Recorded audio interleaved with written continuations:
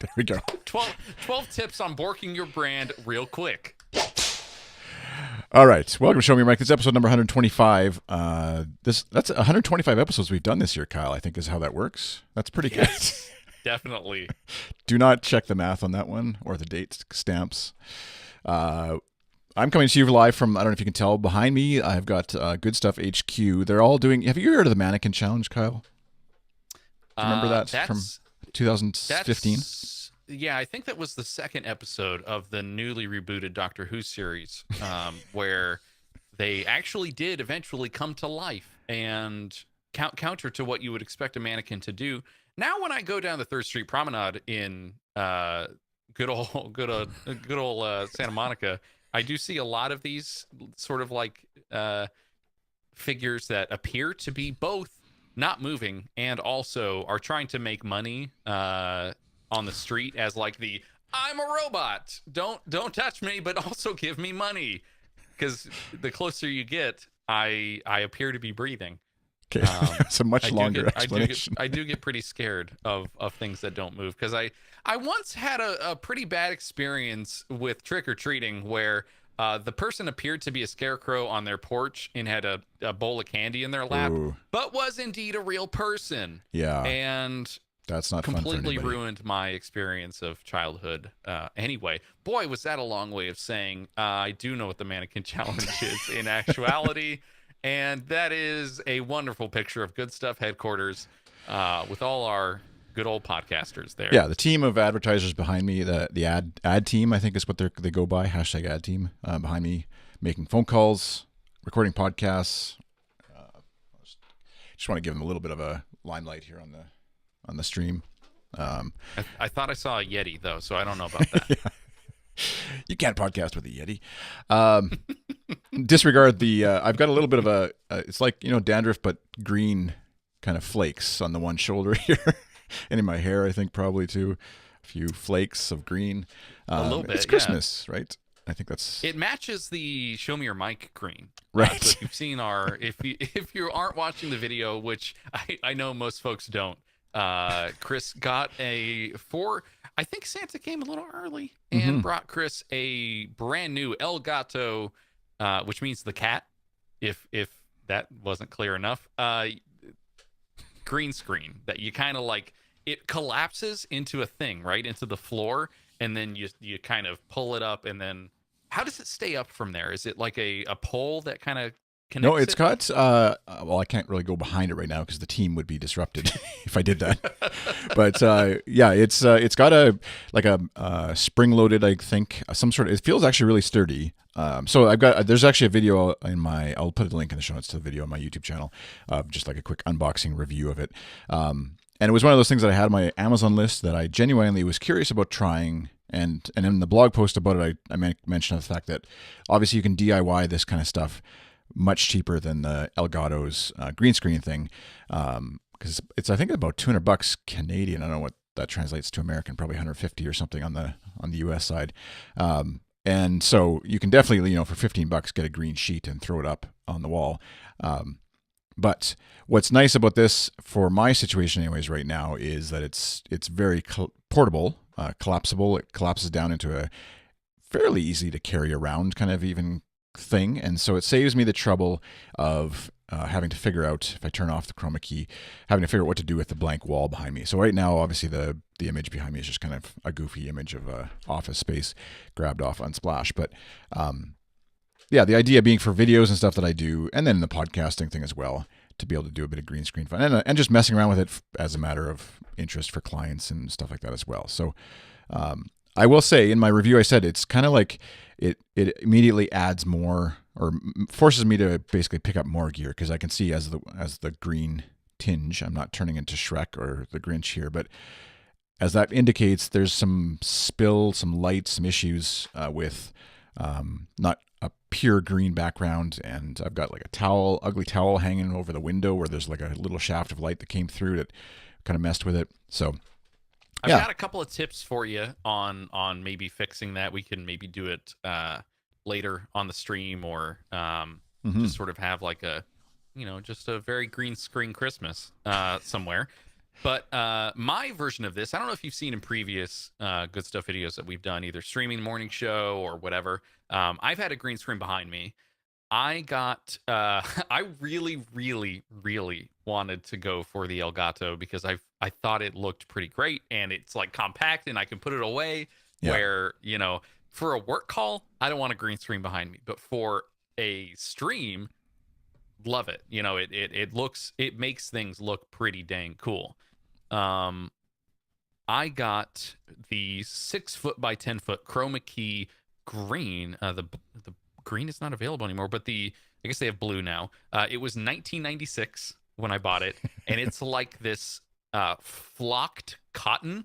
So it's got kind of this like suede type feel to it. Hmm. And I just took some nails, put it up on the wall, tried to stretch it as much as I could so I didn't have any, Yeah, like creases darker or lighter points, creases and stuff like that.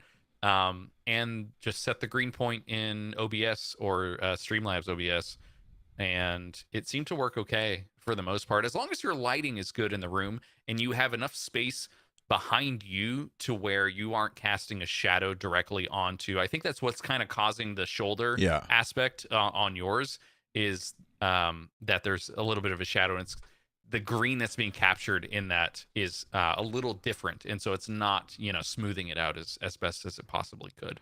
Yeah, and that's one thing to like I wouldn't have thought of until I had one is the width of the green screen obviously limits how far back it can go, right? So like how wide you want right. camera shot to be determines how wide the screen needs to be. And well, what you did on the stream you just did maybe yesterday for kind of like touring our new Minecraft server, seemed like a kind of nice way to do it, because you only needed really one side to kind of extend a little bit. I guess what would be your left-hand side was the microphone, and the mic boom was coming off that, and then you kind of like push that all the way to the edge, and that worked pretty well. It was mostly like a square almost that you had set up, and as long as your whole kind of shoulders in the frame, it seems as though it's like extending all the way out into the distance, when in actuality, like it could just kind of cut off right there.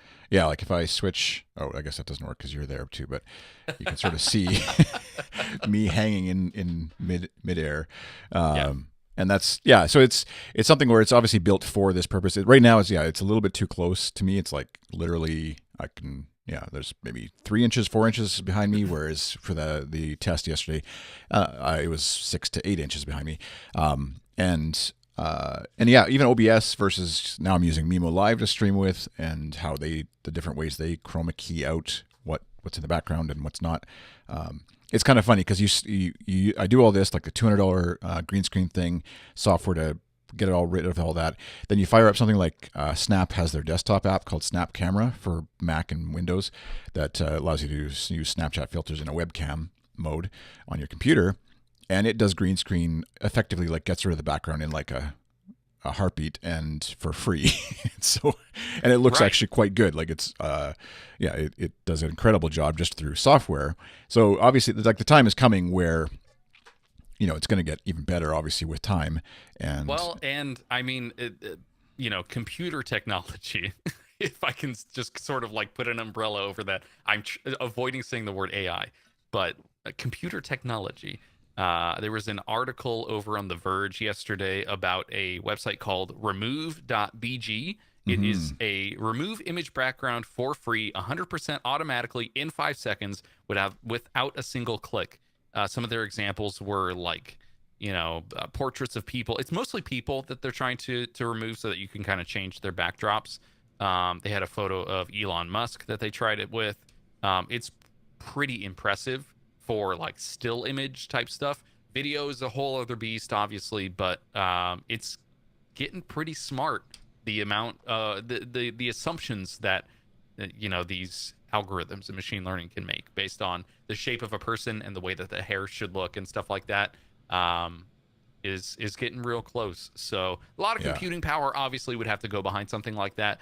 Green screen is the next best option, but it can go all the way from like, Chris is talking about this $120, $150 contraption that you pull up. Super convenient, really easy to use, but you can also just throw a green sheet behind you and it kind of works the same way. it's all a matter of like convenience and scaling, and that's really easy to also like pack away and put in a closet away for a little while if you don't want to have it out. Mine was on the wall, and boy was it unsightly.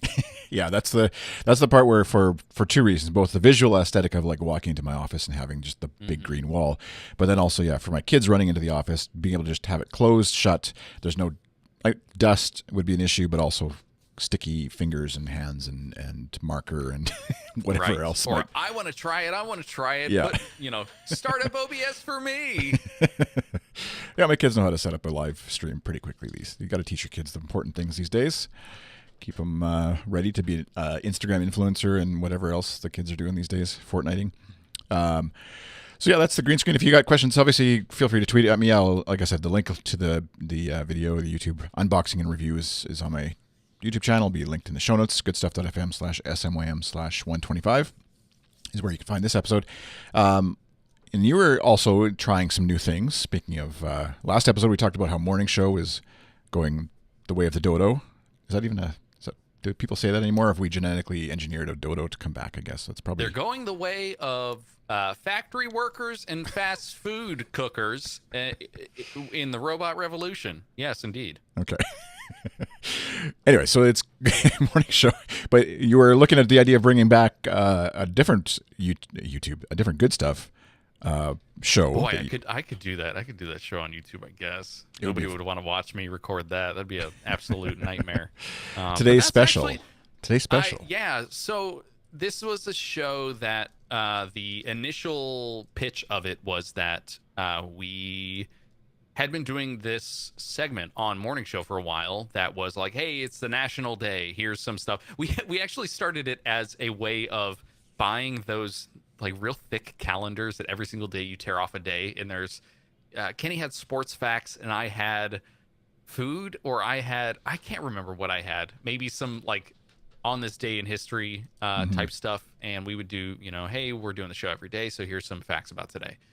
Eventually it turned into us talking about the food of the day, which is some arbitrary, like some people have decided that today is hot dog day, but also it's like chocolate margarita day or weird things, right? It can be these wild, unofficial holidays based around food, and there is definitely one every single day. I bought a book in Barnes and Noble; those still exist, for the food of the day, and started to use that sort of as like the kickoff point for us to say, hey, here's a new show that is once was a segment on morning show. Now here's sort of the full-blown version of that. And it was still Kenny and I doing the show.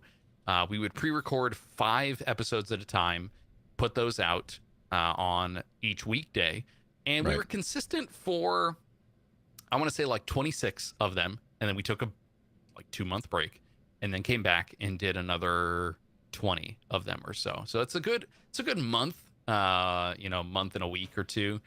And it can burn you out after doing an hour of those where you're trying to sound as energetic on Friday as you did on Monday or Tuesday. That's tough. And they were anywhere between 2 minutes to 10 minutes maximum.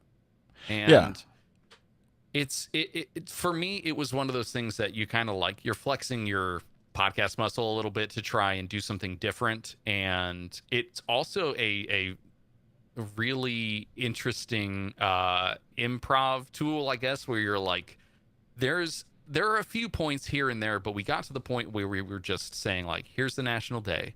Let's give a story about what that means to us. Let's go into a tiny bit of the history. Let's have like 2 or 3 bullet points in it, and that's it. And then let's try and like somehow eke out 7 minutes of content out of that. And it worked for the most part. We got featured on Anchor's homepage for a little while as, I think, like an interesting podcast concept idea thing. And then we also got featured in their education section, which is cool because we're talking about history and things like that, but it's still, it's got a comedy bent to it. So all of that is to say, like, I enjoyed the process that we would. I don't want to be here by myself, Chris. Give me a break.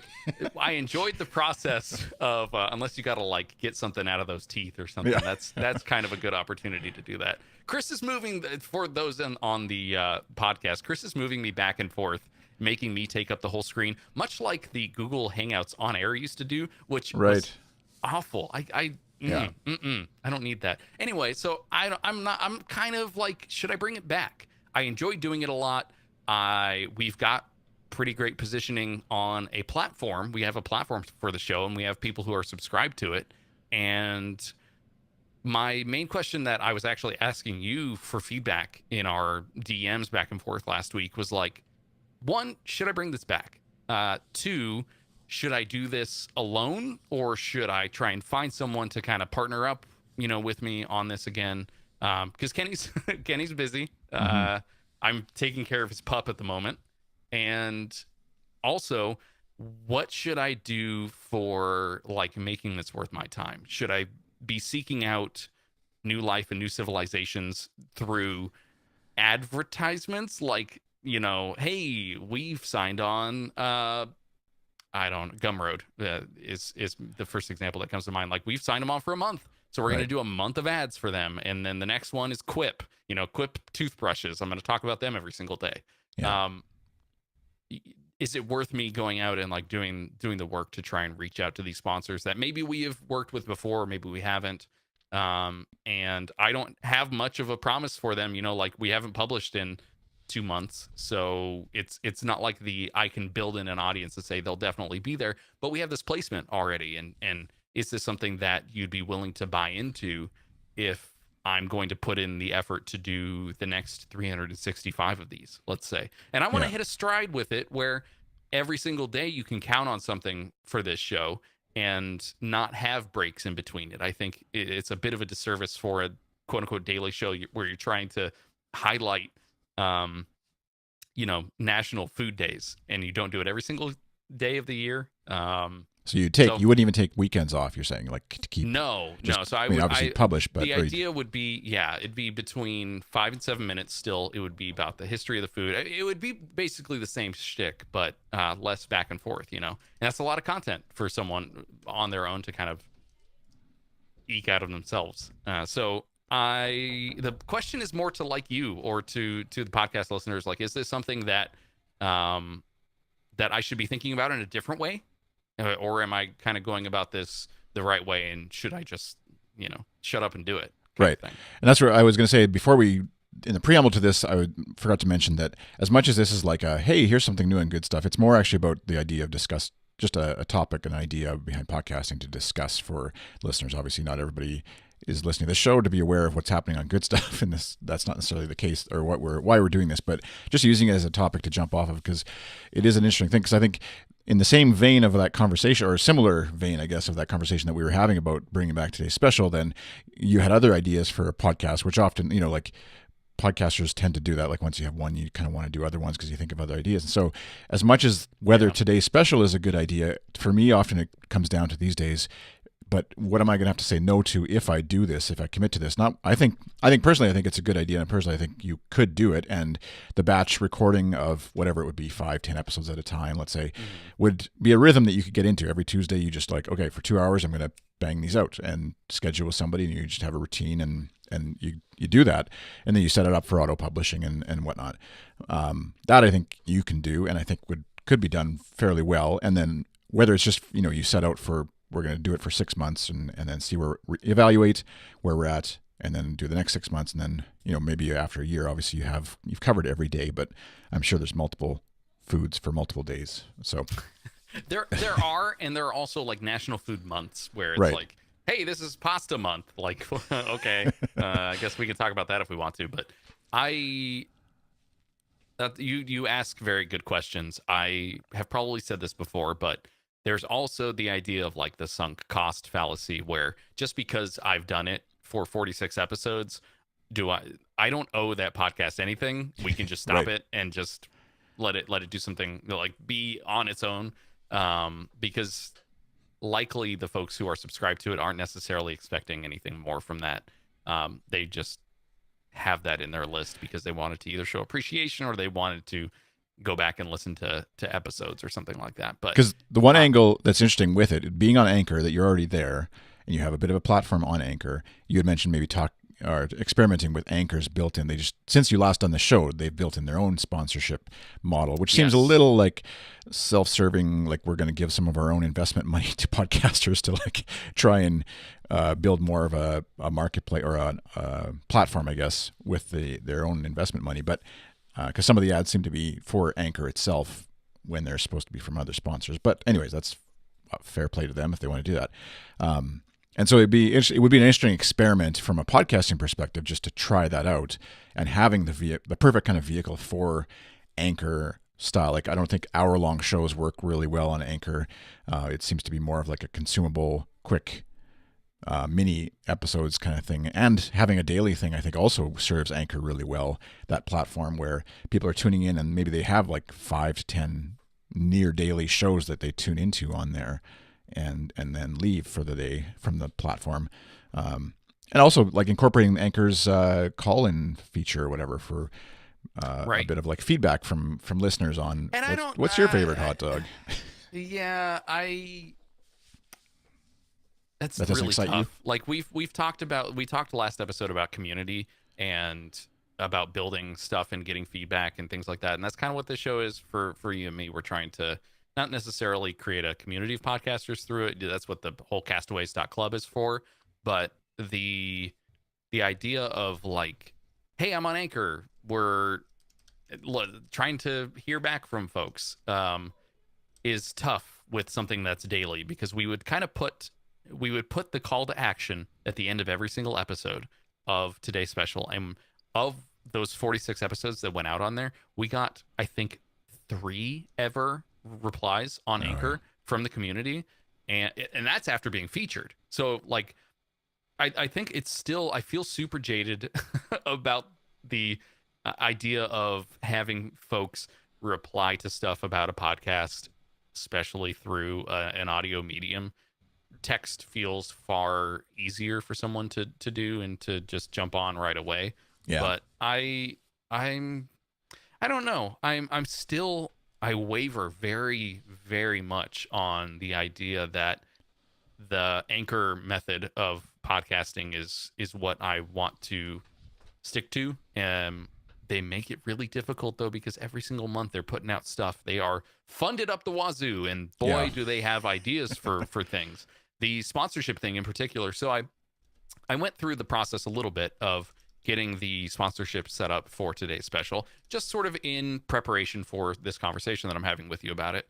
And they had me read a sponsor message, I guess, from a script that was one kind of poorly written. I would have appreciated like here are bullet points, and I can just sort of use it in my own voice. But I think they're looking for like, can you read a script verbatim? They had it be about Anchor, the product. And so that's kind of easy to talk to, right? If you're already on the platform and you're looking for sponsorship, you're like, hey, I use this already. This is, kind of cool. Yeah. And that, while I think is cool, I'm fearful that the one read that I do for the podcasting sponsorship, if they don't have a bank of sponsors ready for me, are they just going to put my own voice as a like ad for Anchor at the end or beginning or middle somewhere for a 7-minute podcast every single day for Anchor? Like, yeah, that for me is like, if I don't get paired with anybody, it's going to look bad. I would much rather have the Anchor thing at the end than have my own voice talking for a minute and a half about something. That's a good 15 to 20% of the total time that I'm in your ears talking about an ad. Ugh. Yeah, I don't know. I just didn't get a good vibe from it, I guess is all I'm saying, and I'm unsure if that is worth it enough for me to really make Anchor the place that I go back to. Yeah, and it feels like I know I've made this comparison before, but SoundCloud version 2, where it's free, everybody's flocking to it because it's free. There's tons of podcasts going up on there because it's free, but it feels like it's it's got to deflate at some point if they don't reach some sort of critical mass of either money coming in from sponsors potentially. That seems to be their funding model out, like sort of a fundraising model, I guess, for in terms of getting profitable. But yeah, it remains to be seen. I guess there's a lot of skepticism. Obviously, podcasters have been burned by many platforms over the years, and they kind of play a little fast and loose with like changing terms and services and adding things and taking things away. And if a feature isn't working out for them, it could disappear. And so sponsorship like that seems to be something where if they don't get some sort of critical mass of enough sponsors, obviously they'll just cut that feature because they don't want to look. It is embarrassing if it's all just like people reading sponsor slots for Anchor itself. And I would have to imagine that the folks who are investing in Anchor aren't going to be too pumped about the money they're investing in Anchor just going to, Kyle's little podcast over here, well, etc. From their perspective, it's got to be a little bit about just like big numbers, right? If you have a whole group of, 4,000 podcasters, if all 4,000 of those get one download, that's pretty great. Yeah, that's a nice opportunity for Squarespace or whoever to be like, hey, those are the numbers. We can guarantee that it'll be out on 4,000 different podcasts all at once, rather than being like this pick and choose system. But the whole curation side of Anchor is also a little messed up, where they have these like their Discover section, and here's the stuff that they like, but also no barrier to entry. You just start it, you could talk into your phone, and then you have a podcast out there. It's mixing two worlds, it's trying to mix the professional side of I want to make money doing this thing with the side of anyone can podcast. You can just go in there and do it, and it's free, and whatever. That to me is the disconnect, and I don't know how to. Yeah. As someone who's kind of in the middle, who doesn't make money with podcasting, but two, wants to kind of do it semi-professionally. I don't know where to land on that, but it is like in aggregate, like you said, it does make sense for a Squarespace to just if they're not listening to every single sponsor slot, which obviously at this point a company like Squarespace can't possibly be. They're just looking at the numbers of like, okay, we sponsored 50 podcasts this month. We got this many signups based off of those 50 podcasts, which were downloaded, 100,000 times across all the different shows they sponsor right now. Then Anchor becomes just a show effectively that they sponsor. And whatever that ends up landing, they don't really care whose ears and when and how often. Or sorry, they do care how often, but whose ears they are and what their ad appears beside or after is irrelevant to them, because it's just like you said, It's just a number. And it's an interesting play that way, but yeah, it feels a little heartless, a little without heart, I guess that's what I'm trying to say, and kind of like just disconnected from it all. And that's the whole discussion that's going on now about dynamic ad insertion in podcasts and what that means for the industry, et cetera, et cetera, et cetera. And luckily, because of the nature of what podcasting is, it's kind of impossible for one particular company to take it over. Although if someone like Apple or Google decided to just like start dynamically inserting stuff. If Anchor took off with their platform, I guess is what, on being on iOS and Android with a dedicated app that you kind of have to, but you don't totally have to, but you kind of have to listen to it to the podcast through. If that took off for them, then I could see, a Google and a Apple and Pocket Casts and other apps kind of like being forced to move that direction. But thus far, it doesn't seem to be taken off in any real way. Yeah, so. I mean, that's kind of like in light of the news from NPR, right? Where on, in a blog post, December 11th, developer Stacy Goers introduced software called RAD, Remote Audio Data Technology, way of sharing listening metrics directly to publishers with what she calls extreme care and respect for user privacy. There's a long article. I'll send this to you, Chris, but this was something that was mentioned on the Accidental Tech podcast, I think, in depth. Marco Arment, obviously the developer of Overcast, talking in depth about whether or not this was something that he would ever put into his podcasts. And I know Pocket Cast is sort of, you've got the logo right. Yeah, somewhere there. It's still showing. Yeah, there you go. They have also they were forced to sort of put out a thing about this saying, they don't have plans currently to incorporate RAD into their application, and there are some pretty major privacy concerns, and even though they have privacy in mind, I encourage folks who care about this type of stuff to go read it, because I'm not well enough informed on this to really have a conversation much about it. But it still gets down to the like, what are you providing to the podcast advertisers? On what level should they expect something in return? How far do people listen? You know, things like that. And Anchor, being the owner of both the delivery method and the creation method, they have all of that stuff. And that's not really entering much into the conversation. I think, interestingly, NPR, being the owners of Pocket Cast, have a specific interest in how that gets integrated into the podcasting world. But we'll just have to kind of wait and see how, one, this is tackled on the NPR side, and two, whether or not that kind of cascades to the way that publishers and advertisers interact with podcasters on Anchor. Yeah. So we'll see. I haven't really been convinced either way, whether or not I'm going to bring that show back. It's a pretty big lift. That's what we talked about. That's what this started all with. That's sort of the whole crux of this conversation.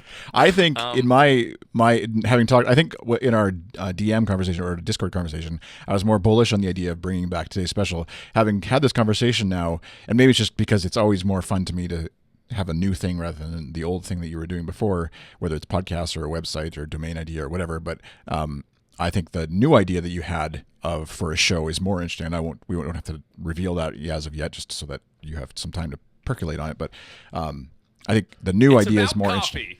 Right? Oh, shoot. You said wink, percolate. Wink. Yeah. Totally gave it away. It's about.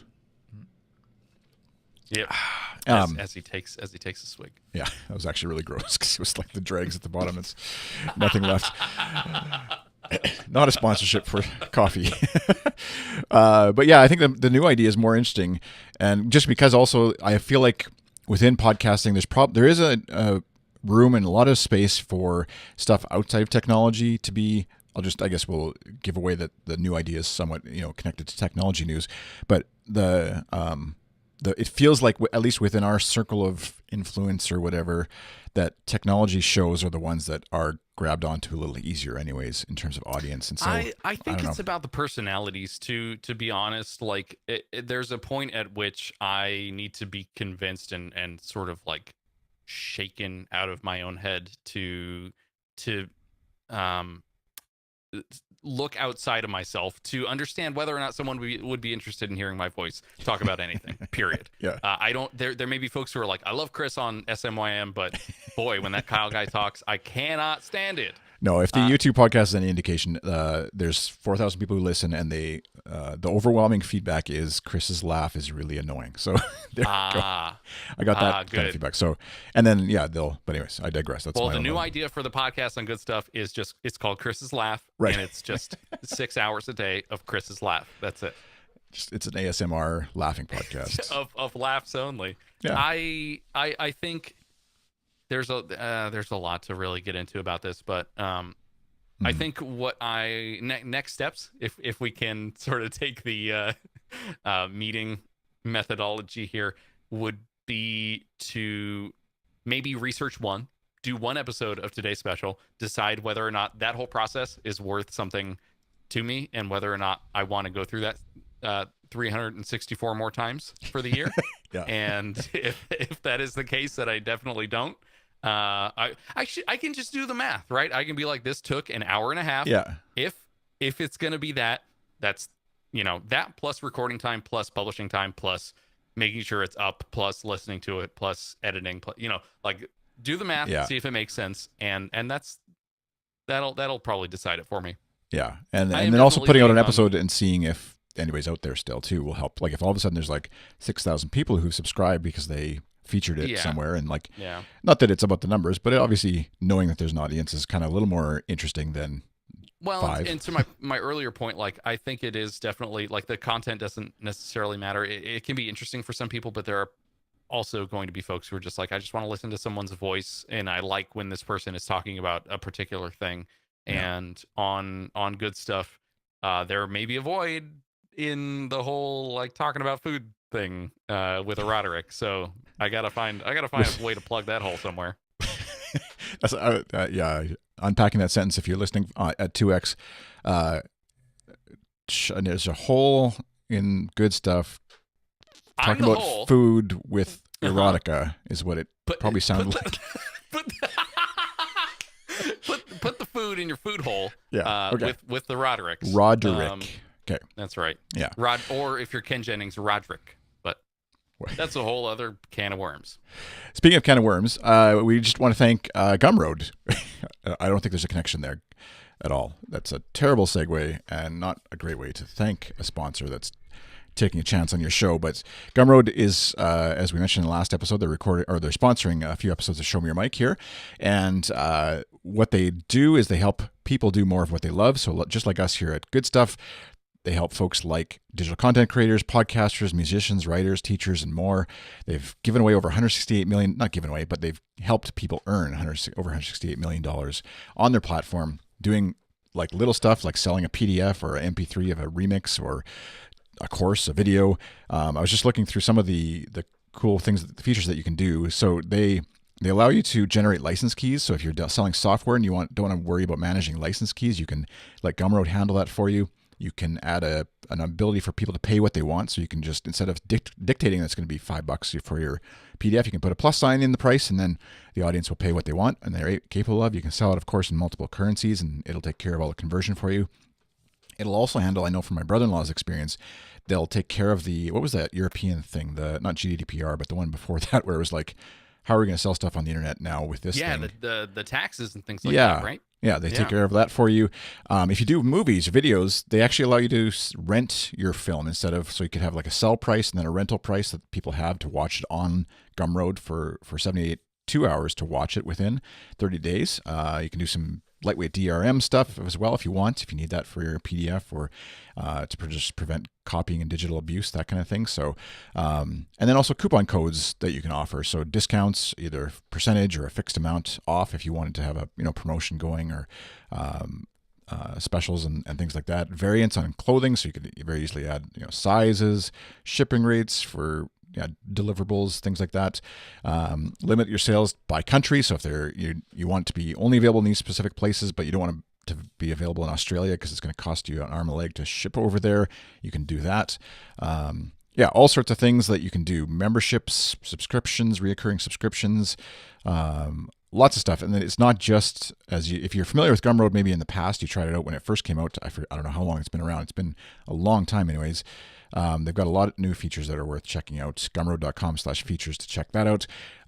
One thing to highlight is that it's free to get started. So it's $0. And then if you want more professional features, they're just available for just $10 a month. So I know my brother-in-law, like I was talking about in the last episode, running his whole business on this platform that takes care of all the e-commerce stuff for him, and he's paying $10 a month basically. And so that's a pretty cheap kind of storefront to have. I don't know if you know what retail space costs in Manitoba, Kyle, but it's not just $10 a month. So that's pretty handy. And so if you're interested, like I said, you can check out gumroad.com/features for a full list of their features. Also, if you're wanting to sign up and try them out for free, you can go to gumroad.com/showmeyourmic. And that'll let them know you came to them from our show, of course, the whole tracking thing that works with sponsorships and podcasting. And even if you just go through that URL just to check it out, it'll let them know and make it let them know it was worth their while to sponsor a little show like Show Me Your Mic, as well as some of the bigger shows that they're trying out in podcasting. So our thanks to Gumroad for sponsoring Show Me Your Mic. And also, you were right in saying that talking about Gumroad is opening a can of worms, because search results for can of worms provide 6 products on Gumroad.com. The Big Book of Answers, Domestic Worm Farming by Brian the Worm Man. Nice. That's what we'll have to feature. Yeah, I'll throw some of those in the show notes too of featured Gumroad products. I'm taking a screenshot right now. If you use chapters for this, I highly recommend that you use this screenshot for the chapters. It's $9.95, so it sounds like a good buy to me. You can also get the Wedge Vermicomposting System, a large system for serious or commercial farmers, from Brian the Worm Man. I can't say that with this. Here's the thing, though.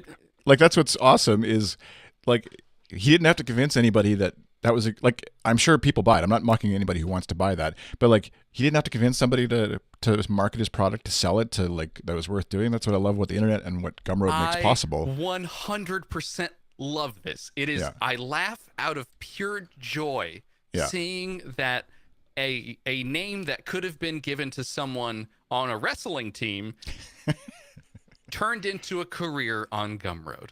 It's spectacular. I love to see this, Chris. I'm sending you this screenshot. Someday, if we right can, now. we'll connect with Brian the Worm Man maybe and have him on the show. Show me your worms, Brian. There we go. That's what I think. We'll have to pitch that to Gumroad as like a Chris and Kyle, instead of sponsoring Show Me Your Mic, just pay for us to do a podcast about Gumroad, and we'll flip it around on its head, kind of thing. And then Good Stuff will sponsor the Gumroad podcast. I mean, Brian even has a free guide to harvesting worms at home. So really, if you want to get started, Brian has the multiple tiers. He's got the zero cost introduction to worms. Yeah. He's got the $10, and then he's got the $20. Yeah, everything All you need. Of them. Everything you need. Moon Days in the chat room said, "I'm trying not to get offended by you making fun of vermicomposting." So No, absolutely not. I love the idea. I love also that Gumroad puts both like composting, go green, sustainable living, homesteading as these like suggested tags for my search for can of worms. And being someone who lives out in a farm who has lots of animals and things like that, I've absolutely considered farming. It's the worms that kind of get me. Like I need to read Brian's book to kind of understand this whole thing. But I've watched lots of YouTube videos, and I'm reluctant to put it kindly. I'm unsure about the worms. So I guess a lot can go wrong with worms if you're not careful.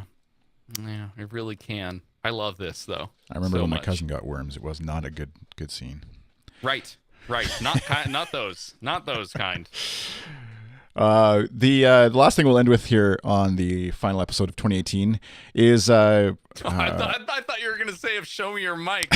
Oh boy! Yeah. I just got handed a memo off from one of the interns back there that you've been canceled. Yeah, we've been canceled by. It says here, Kyle and Chris have canceled your show. So, no. Right. I see behind you a bunch of boxes just being packed up now. all the good stuffers are leaving. We're moving to worms. The folks over at what is their Pacific Content? They're actually a Canadian company that does podcast stuff, and they put out an article called 13 Predictions for Podcasting in 2019.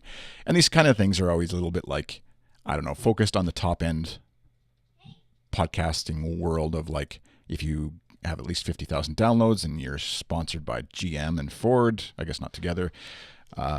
This kind of stuff kind of applies to them maybe, and less so to the folks like you and I and maybe the listeners out there. But anyways, I thought it'd be interesting just to see in brief as we end here for 2018 what we thought of their predictions, how it relates to what we see from our perspective in the podcasting world.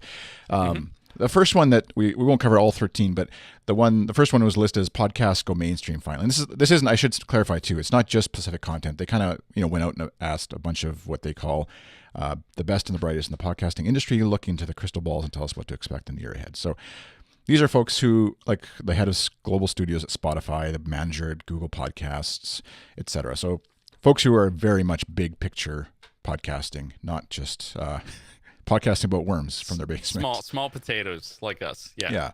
Got it. So I don't. It feels like every year is like podcasting finally goes mainstream thanks to 2 years ago it was Serial or whatever it was. And this last year it's thanks to, I forget which show they call out. But in a big way, it's because of the ad revenue that obviously the industry is seeing come in, and the business of it. Companies like Gimlet Media are putting together. I just saw a video or picture of their new studio they built somewhere in New York. That's like this crazy, amazing 5 or 6 studio office that they've set up, and I'm sure costs a few dollars anyways. What do you think? Is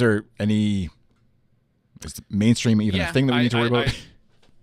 No, I mean this is definitely like a major networks and celebrities thing. I think the issue with going quote unquote mainstream with this is that you price out all of the other content that is there, and you end up with like a hey, download the BBC app, and all you do is listen to the BBC podcasts, and that's your only foray into podcasts. It's not through Overcast or Pocket Casts or any of those other things. Or ABC comes to Pocket Cast and says, hey, on the Discover screen, we're going to give you, 8 million for the year, and you're only going to feature our podcast for the next 6 months. Yeah, like people that can kind of buy stuff their can way happen. into and buy their way into eyeballs and earballs. And so I think that is going to be money. I think for me, number one, how I read that is just money. Like there will be money in podcasting, and big guys will get bigger. Right. Which not that bad, because I think that's a gateway into the world of podcasting. And if you're into it, it's like, I love watching network TV, but I also watch YouTube videos, and I poke around the internet sometimes. Yeah. They aren't mutually exclusive. I think we're still in that, like, it's unsettled, right? Like, whereas the network TV, YouTube thing, it was the reverse, where the establishment was there and you kind of had to indie your way up into the forefront, whereas podcasting was I guess, there, and then the establishment kind of came and has been slowly taking it over with it'd be like if network access TV was how it started, and then the big major networks were the ones who were like, oh, maybe we should make a TV studio. Yeah. And speaking of competition kind of stuff, number 2 they list was competition heats up for Apple. So in Apple's podcasts, obviously, is being a primary sort of listing service right now. Other services, they're hopeful anyways, that services like Google, Pandora, etc., Spotify will get into this space and create a bit more of a level playing field, I guess. I don't know. The only place I could think of where they have enough folks to really make that happen is Spotify, like you mentioned. Mm-hmm. Anywhere else, I mean, like it's about having the audience baked in. Apple has that. Spotify sort of has that because people are listening to music there, but literally any other place. Like we talked up Google Podcasts last time, and their RSS customer support that was real kind to us. But this definitely feels like a plant from a Google employee in here to say, like, competition heats up with Apple, when actuality there's the folks on, like, Pocket Casts uses Apple's library. You can put in an RSS feed in there, and you don't have to go to Apple's library. The same thing for Overcast. They leverage the same thing. So yeah. I don't see this being something that we'll see in 2019. Well, and they use even Apple, rely on Apple for what's the word, content curation, I guess, like stuff that isn't allowed on Apple's podcast service for hate speech or whatever reason. Then correct. Pocket Cast, Overcast, etc. Also, right. They've got the meat and muscle behind it that you won't be able to find that anywhere else with a new brand. At least. I said we weren't going to go through all of them, but I find these ones interesting. The rise of short form podcasts on smart speakers kind of ties in with our Anchor discussion, as well as before we started recording, you were talking through Kenny's lighting system there with your speaker. I don't personally have one of the smart speaker of any sort in our house. I mean, we have Siri on our phone, obviously, but I don't have anything like that. And so it doesn't, I speak from ignorance, I guess, here, in that I don't understand why folks would really want to do this. This is great if you're single, to right. be frank. Like, this or no kids. Is fine. Yeah. Or no kids. But if you have a partner and you're like, hey, Google, good morning. And it's like, well, today's news is blah, blah, blah, blah, blah.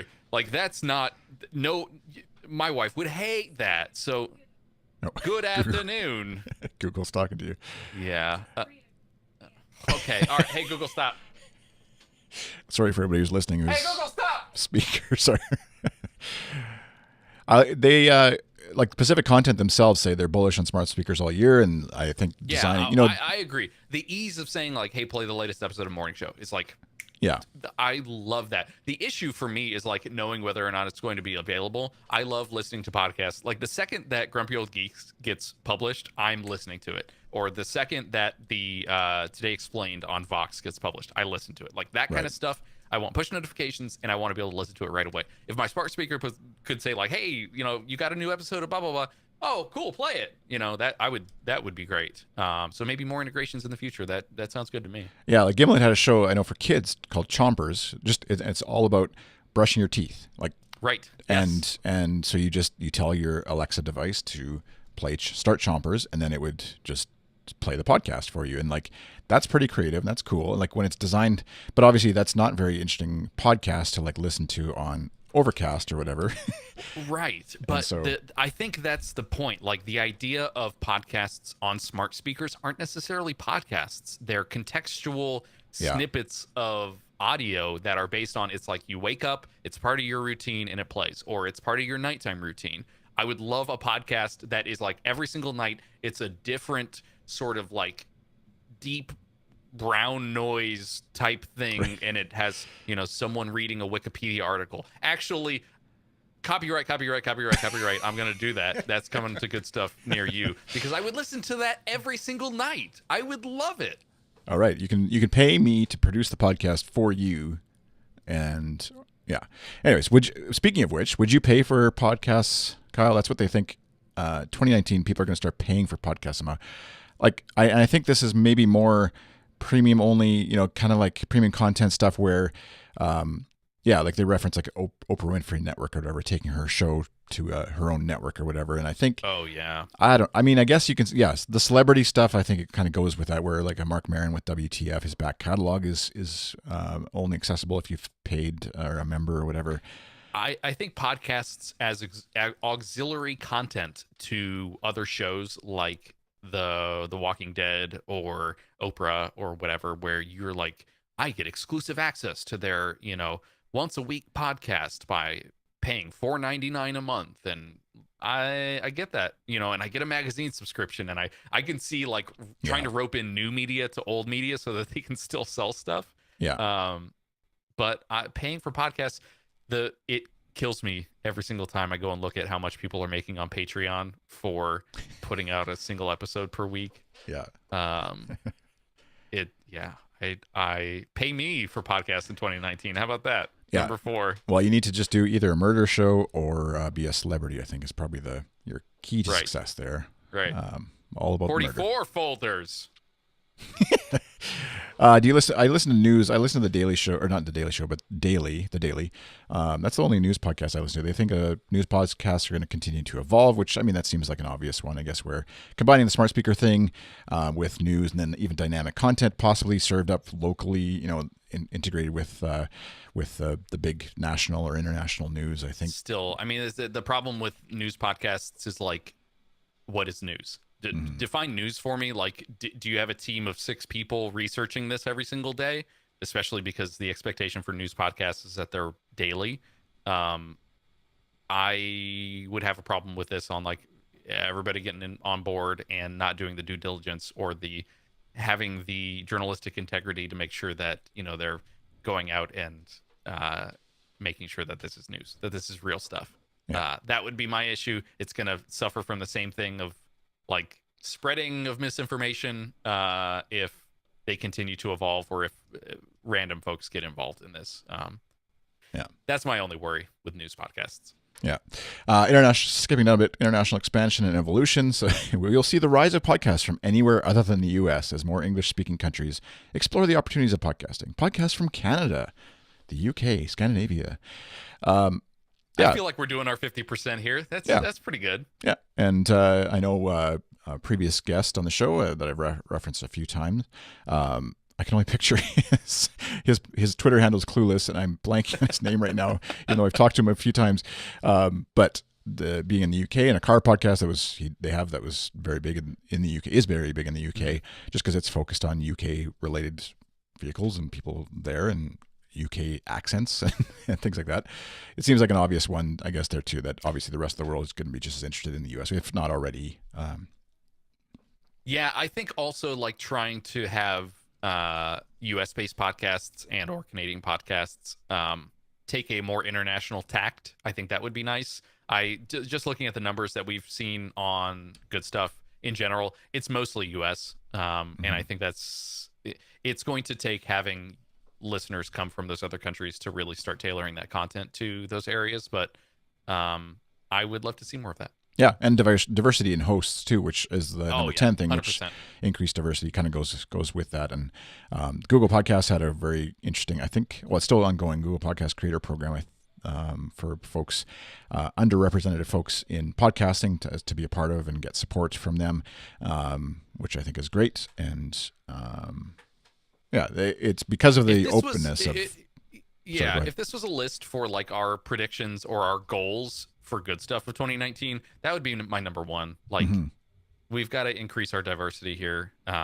We, I would love to hear from other folks who either may have podcasted before or haven't podcasted and feel like, it's that gosh darn boys club, Yeah. and I hate it. I hate kind of being a part of it sometimes too, because I want to make sure that we are able to give the folks who deserve a voice, and it just sucks seeing like the ones even that I'm subscribed to. It's like these are the same people over and over again. Like, I don't need this in my life. It's an echo chamber. Yeah, I feel like it shouldn't stop you from, because it's not like NBC, where it's not like we're NBC where there's like our channel and there's only one thing on from 8 till 9 p.m. in prime time, and that should be, reflect the whole country, let's say, or the whole world, depending on how you look at it. Whereas for podcasting, obviously, it's like at any point, any time, someone can be listening to anything, and we're obviously not overburdened with, even on the live stream here, with people wanting to get on the show or use our network's live stream or whatever. And so, But I would say anyone who is like a listener of Show Me Your Mic or Morning Show who's like, I want to see what else Good Stuff is doing. And if we turn them on to someone who is new to podcasting or a diverse voice in the world, I feel like that's a win. Yeah. Especially if they latch onto it and like they enjoy it. I would love to see that happen for us in 2019. Yeah. Yeah, and that's where I think, and that's what I've been trying to figure out as I, even in my own business, the podcast editing business, getting more clients, getting a bit more work, but then also like wanting to figure out a way to, like, without sounding like I want to recruit someone to be a client in the end, I would love to be able to help and offer support for folks to get started in podcasting, because it is, I forget sometimes how intimidating it is, between the gear and the tech, and then also just talking into a microphone and putting it out in the world. All those things are not just like super easy to do, and for folks, by the same token, there is a lot of avenues for folks like Anchor and Instagram Stories and whatever platform, social media, TikTok or whatever. There is a lot of platforms that people can find now to sort of get if they're wanting to get some creative stuff into the world. There is a lot of avenues for that, and podcasting might not be the most natural one for whatever if you're trying to do like trick shots with your ping pong ball, podcasting probably isn't the best. I don't know why that. But that being said, like Kyle said, I think both him and I would love to be able to help folks get into podcasting. And that can be with the castaways.club thing. That could be, you could join that and that could be part of that, but it doesn't have to be ping either of us on Twitter. Chris at Goodstuff.fm. Ping Kyle. pong either of us on Twitter. Kyle at Goodstuff.fm is our email addresses. I think you still check yours from time to time, right? Oh, I never check it. Okay. Send me a Twitter DM or something. Yeah, Chris at Goodstuff.fm if you want to email me. Don't email Kyle. And we'd love to at least get you started. We can't promise, obviously, that we're going to hold your hand through the whole thing, but like if the thing that's stopping you is knowing how to do X, Y, or Z, or you feel like, why would someone want to listen to me? We'll give you a chance, give you a shot in terms of just having a place, a home, and a place to be a part of in terms of podcasting. So, yeah, I think that's enough as far as the list. Anyways, there's 13 of them. Obviously, technology evolving, marketing matters more than ever in podcasting, which is great for the big, huge companies. But again, I don't know. One brief thing on the like advertising being like put in algorithmically or whatever based on where you download it from. I get podcasts that are like that from like Vice, and it's awful because sometimes it'll include it and sometimes it won't. And what it'll do is like fade out the music and then nothing, and then fade the music back in. And it's like, that was a great break, and it's like there was no ad. Like, what is the point of this? When it fails, it fails spectacularly, and it like pulls me out of that. Like, you're listening to produced audio on Vice.com. Like, I don't need that. Come on. Yeah, anyway, it has to get so much bring better. On. Yeah. Bring on 2019. I'm up for it. Yeah. All right, Kyle. Thanks for joining me here on Show Me Your Mic this year. The reboot of Show Me Your Mic. It's been a lot of fun. What? Why? I like, yes, it's a bit of a reboot. I was thinking back, like you and I have both interviewed folks on this show, and I think we're having like really healthy podcast conversations, trying to like think about the work that we're doing and not just kind of getting in our own heads and stewing over ideas for years and years and years and never making them happen. Yeah. This is a great forum to be able to just talk about this type of stuff. So yeah, happy to be here. It's a sort of an audio journal of we kind of talked about it being like an audio journal, behind the scenes stuff at Good Stuff, and just as a way for us to chat and talk about what we're thinking, new show ideas and things like that. But it also, I like that it kind of includes also other podcasts and people who are wanting to get into this or have a show that they want to talk about. So that's where you can actually, if you're interested in being on the show in a future episode, being interviewed as other folks have been in the past, Good Stuff. That's the eggnog kicking in, I guess. Goodstuff.fm/SMYM/ask is where you can see how to do that, as well as to ask a question on the future episode of the podcast, which we'd love to do. You can hire me if you're so inclined. lemonproductions.ca/hires, where you can hire me for podcast editing, consulting kind of stuff. Kyle, what do you want to pitch? Anything? Podcast.untapped. It's fastball down the middle, 98 miles an hour. Baseball. That's the new show you're doing, right? It's a baseball show. I'm so excited. Baseball's coming back in February. I'm excited. All right. Pitchers and catchers report. Is that what the that's exactly. That's what I'm waiting. I'm ready. I honestly get more excited about baseball reading because of Twitter, because I actually wouldn't care at all too much until just shy of the World Series. But it's fun. It's one of those things that's fun to vicariously be excited about through other people's excitement about it. So yep, baseball Twitter and hockey Twitter, very good, very good. All right. On that note, thanks for watching. If you're out there on our Twitch/YouTube channels, we stream this live most weeks. Today's a little earlier just for the holidays coming up, but the audio then is published out on Goodstuff.fm/SMYM is where you can find it. And I think that's it. I don't have a closing thing. Dave Rupert challenged me to come up with a script that you stick to put at the end of every show, so it's comfortable for people to listen to, and they're not like worried, like ready to. Is Chris going to stop now? Is this done? Is it? Oh no, he's still rambling. So, but the music's going to play right now, and we'll see you in 2019. Thanks for listening. Bye.